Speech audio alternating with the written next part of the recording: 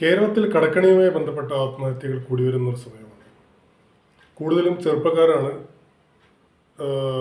Loan എടുത്ത് അത് തിരിച്ചടയ്ക്കാൻ പറ്റാത്ത ഒരവസ്ഥയിൽ വരുന്നതും പിന്നീട് സാമ്പത്തിക പിരിമുറുക്കത്തിൽ അനുഭവപ്പെടുന്നതും അതൊരു ഫാമിലി പ്രശ്നമായി മാറുന്നതും പിന്നീട് വളരെയധികം അൺഫോർച്ചുനേറ്റ് ആയിട്ടുള്ള വാർത്തകളിലേക്ക് അത് നീങ്ങുന്നു. ഇതിൻ്റെ ഒരു മൂല കാരണം നമ്മൾ അന്വേഷിക്കുകയാണെങ്കിൽ ഏറ്റവും ഒരു കാതലായിട്ടുള്ള ഒരു പ്രശ്നം എന്ന് പറഞ്ഞു കഴിഞ്ഞാൽ വരുമാനത്തിനനുസരിച്ച് ചിലവ് നിയന്ത്രിക്കാൻ പറ്റാതെ വരുന്ന ഒരു അവസ്ഥ കൊണ്ടാണ്. ഇത് വളരെ പ്രധാനമാണ്, നമ്മൾ മനസ്സിലാക്കണം, മറ്റുള്ളവർക്ക് പറഞ്ഞു കൊടുക്കുകയും വേണം. അതായത് ഒരു വ്യക്തി അയാളുടെ പഠനം കഴിഞ്ഞ് ജോലിയിലേക്ക് പ്രവേശിച്ച് അയാൾക്ക് ഒരു ശമ്പളം റെഗുലർലി കിട്ടിത്തുടങ്ങുന്നതിനോടൊപ്പം തന്നെ മറ്റുള്ള വലിയ ബാധ്യതകളിലേക്ക് ഹോം ലോൺ അല്ലെങ്കിൽ കാർ ലോൺ അല്ലെങ്കിൽ ഓട്ടോ ലോൺ മറ്റുള്ള ടു വീലർ ലോൺ മുതലായിട്ടുള്ള ബാധ്യതകൾ എടുത്തു വയ്ക്കുകയും പിന്നീട് അത് തിരിച്ചടയ്ക്കാൻ പറ്റാത്തൊരവസ്ഥ വരികയും ചെയ്യും. റിസർവ് ബാങ്ക് ഓഫ് ഇന്ത്യയുടെ ലേറ്റസ്റ്റ് ഡാറ്റ നോക്കുകയാണെങ്കിൽ പോലും പേഴ്സണൽ ലോൺസ് 2013 ശേഷം വളരെ ഒരു ഷാർപ്പ് സ്പൈക്കാണ് നമുക്ക് കഴിഞ്ഞൊരു 4-5 വർഷമായിട്ട് കാണുക. പിന്നീട് 2023 കഴിഞ്ഞൊരു 10 വർഷമായി 2013 മുതലുള്ള ഒരു 10 വർഷം നമുക്ക് വളരെ വലിയൊരു സ്പൈക്ക് കാണാൻ സാധിക്കും പേഴ്സണൽ ലോൺ കൺസംഷനിൽ. പക്ഷേ 2023 അവസാനം RBI ഇടപെട്ട് ബാങ്കുകളെ വാൺ ചെയ്യുകയും ഈ ട്രെൻഡ് സമൂഹത്തിന് ഹെൽത്തി അല്ല, പ്രത്യേകിച്ച് വളർന്നു വരുന്ന മഷ്റൂം പോലെ വളർന്നു വരുന്ന ലോൺ ആപ്പുകളുടെ വർധന. ലോൺ ആപ്പുകൾ നിങ്ങളെല്ലാവരും കണ്ടു കാണും, മൊബൈലിൽ ഈസി ലോൺ ലഭിക്കുന്ന ആപ്പുകൾ. ഇതെല്ലാം കണക്കിലെടുത്ത് ഈ കടക്കണിയിൽ നിന്ന് സമൂഹത്തെ രക്ഷിക്കാനും ഒന്ന് വാൺ ചെയ്യാനുമാണ് RBI 2023 ബാങ്കുകളോട് എളുപ്പത്തിൽ ലഭിക്കാവുന്ന പേഴ്സണൽ ലോൺസിൻ്റെ ക്രൈറ്റീരിയ, ചെക്സ് ആൻഡ് ബാലൻസസ് ഒന്നുകൂടി സ്ട്രിക്റ്റ് ആക്കാനും അതുപോലെ കോഷൻ എക്സർസൈസ് ചെയ്യാനും പറഞ്ഞത്.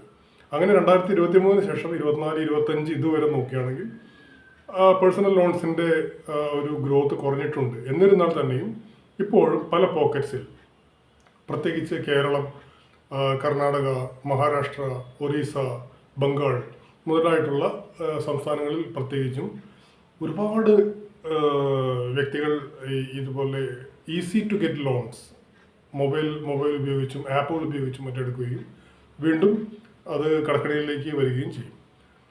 കമേഴ്ഷ്യൽ ബാങ്കുകളെ അപേക്ഷിച്ച് നോക്കുകയാണെങ്കിൽ ഇത്തരം ലോൺ പ്രൊവൈഡേഴ്സ് അവരുടെ പ്രവർത്തന രീതി നമ്മൾ മനസ്സിലാക്കേണ്ടത് വളരെ ആവശ്യമാണ്.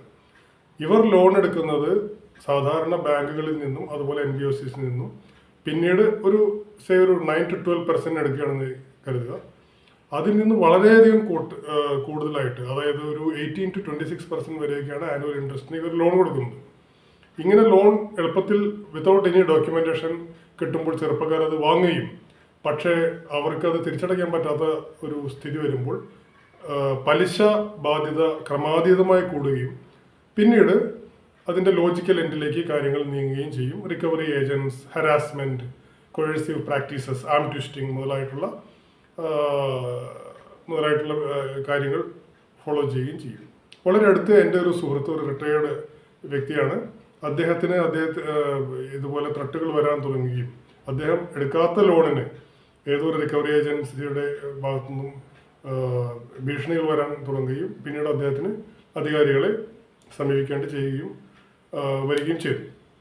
ഇത്തരം സന്ദർഭങ്ങളിൽ നിങ്ങൾക്ക് ചെയ്യാവുന്ന ഒരു വലിയ കാര്യം എന്നുള്ളത്, ഒന്ന്, അതായത് ബന്ധപ്പെട്ട സ്ഥാപനം, നമുക്ക് എവിടെ നിന്നാണോ ഇതുപോലുള്ള ഹരാസ്മെൻറ്റ് കോൾസ് വരുന്നത് ആ സ്ഥാപനം അംഗീകൃതമാണോ എന്ന് ചെക്ക് ചെയ്യുക.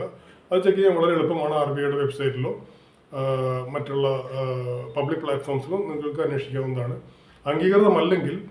അംഗീകൃതമാണെങ്കിൽ ഉടനെ RBI ഓംബുഡ്സ്മാൻ വെബ്സൈറ്റിൽ പോയി കംപ്ലൈൻറ്റ് ചെയ്യും. അഥവാ അംഗീകൃതമല്ലെങ്കിൽ പോലീസോ കോടതിയോ മുതലായിട്ടുള്ള നമ്മുടെ ലീഗൽ സംവിധാനത്തെ സമീപിക്കുകയും ചെയ്യണം. പക്ഷേ ഇതൊക്കെ അപകടം സംഭവിച്ചു കഴിഞ്ഞാലുള്ള കാര്യങ്ങളാണ്. അതിനെല്ലാം മുൻപിൽ തന്നെ ഞാൻ തുടക്കത്തിൽ പറഞ്ഞ പോയിന്റ്, അതായത് നമുക്ക് ആവശ്യമുള്ള ലോണുകൾ മാത്രം എടുക്കുക. നിങ്ങൾക്ക് ഒരു ജോലി ലഭിച്ചാൽ ഉടനെ തന്നെ ഒരു ഹോം ലോൺ ബാധ്യത എടുത്തു വെക്കണമെന്നില്ല. നിങ്ങൾക്ക് അത്യാവശ്യം ഡൗൺ പേയ്മെൻറ്റിന് അറ്റ്ലീസ്റ്റ് ഒരു 30-40% എങ്കിലും ടോട്ടൽ ലോൺ എമൗണ്ടിൻ്റെ കയ്യിൽ നിന്ന് എടുക്കാൻ പറ്റുന്ന സാഹചര്യം വന്നാൽ ബാക്കി ലോൺ എടുത്താൽ പിന്നെയും ഒരു വളരെ അപകടമില്ലാത്ത രീതിയിൽ ലോൺ അടച്ചു പോകും. തുടക്കത്തിൽ തന്നെ വലിയ ബാധ്യതകൾ ഒഴിവാക്കുക, മറ്റുള്ളവരെ കാണിക്കാൻ വേണ്ടി ആഡംബര വസ്തുക്കൾ വാങ്ങി കൂട്ടാതിരിക്കുക, അവനവൻ്റെ ഇൻകം ശ്രദ്ധിക്കുക, അതിനനുസരിച്ച് ചിലവാക്കുക. Being debt is a very bad habit, particularly at the early stages of life.